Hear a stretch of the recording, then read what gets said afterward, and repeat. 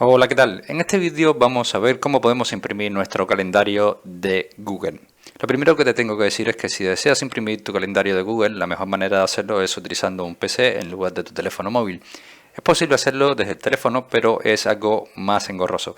Así que vamos a utilizar un PC para poder imprimir nuestro calendario de Google. Vamos a entrar directamente a Google, nos vamos a ir a los cuatro punticos estos de aquí de aplicaciones, vamos a buscar Calendar. Y una vez que se nos abra el calendario, verás que, bueno, aquí ya tienes la hoja típica del calendario de Google. Vamos a asegurarnos de que tenemos todos los calendarios que queremos imprimir, ¿vale? Habilitados con este check.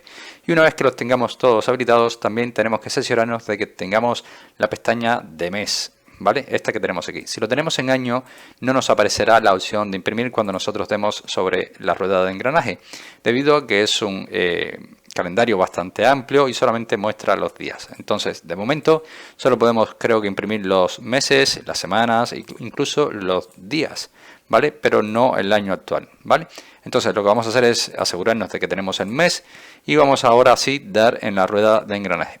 Haremos un clic aquí y nos vamos a ir a imprimir. Verás que te aparece con una selección automática sobre todo bueno, los calendarios que tienes en el mes. Aquí tienes un vistazo rápido sobre lo que se va a imprimir. Se va a imprimir el intervalo desde el 26 de marzo al 6 de mayo.